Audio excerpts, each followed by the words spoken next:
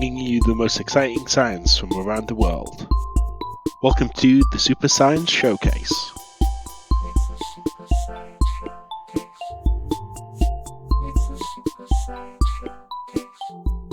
Let's carry out an experiment.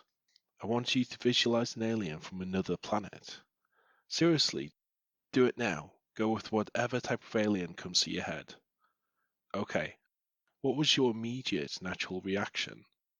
Were you surprised by the question? Did your mind gravitate to an image of an alien from a movie? Is your alien intelligent? If you treated this experiment seriously, then kudos to you, but if not, I wouldn't blame you at all. Ultimately, we still only have a tiny understanding of what is out there in the infinite universe. But what if I told you that we are on the cusp of a revolution? What if I told you that we will soon be discovering intelligent life on other planets? So we need to explore a concept you may have heard of before, the Goldilocks zone. Many astronomers are searching for exoplanets. Exoplanets are basically planets that exist outside of our solar system. Their existence has been speculated about for generations and ultimately confirmed in the 1990s. In the search for alien life, astronomers are now specifically looking for exoplanets that orbit in the star's Goldilocks zone. In other words, a planet that's not too hot and not too cold. A planet with the temperatures and stability needed to sustain liquid water and enable life as we know it. The Goldilocks zone is a long-standing theory. However, thanks to more powerful telescopes and the efforts of new researchers, we're now actually close to this hypothesis becoming a reality.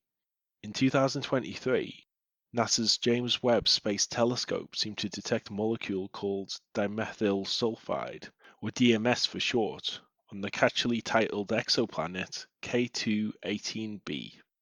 On Earth, the DMS molecule is only produced by life. Methane and CO2 have also been detected in the discovered planet's atmosphere, possibly indicating the presence of a water ocean.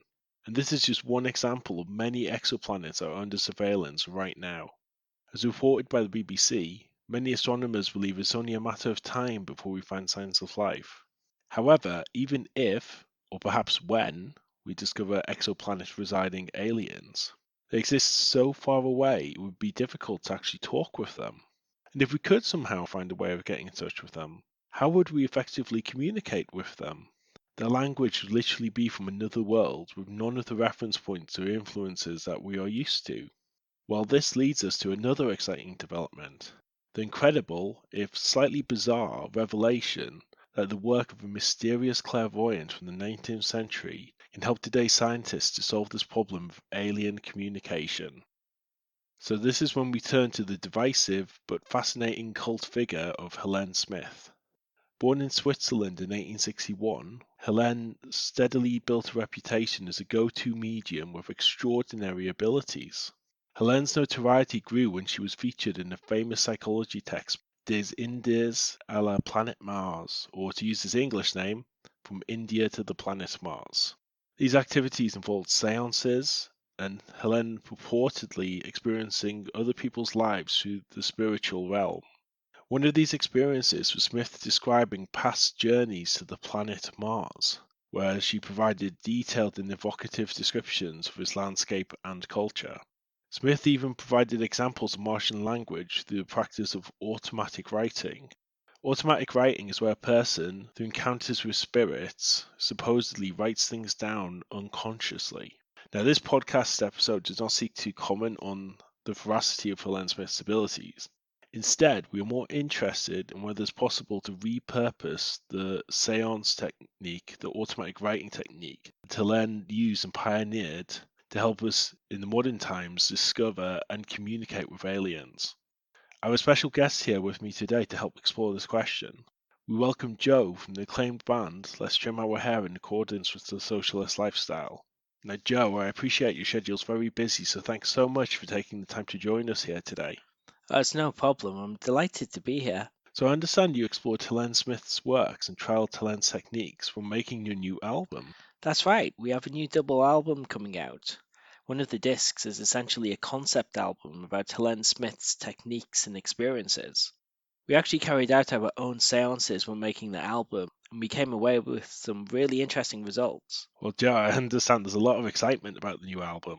Is it true that your pre-release version has received some rave notices? Yes, that's right. Pitchfork Media gave us a 5.6, which we were so delighted with. And our fans seem positive so far, so it's all going really great. Okay, so tell us then, what happened during your seances? Well, despite some interference and difficulties, we eventually managed to record the experience. Let me play it to you now. You need to listen really closely until the very end, as the strange sound eventually emerges.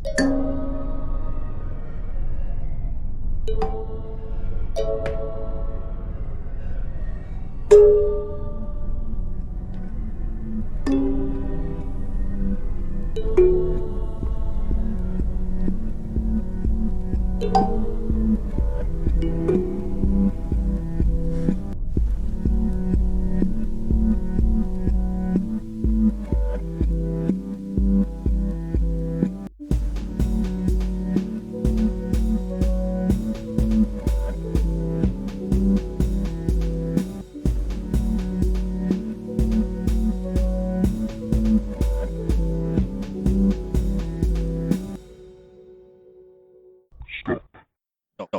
What?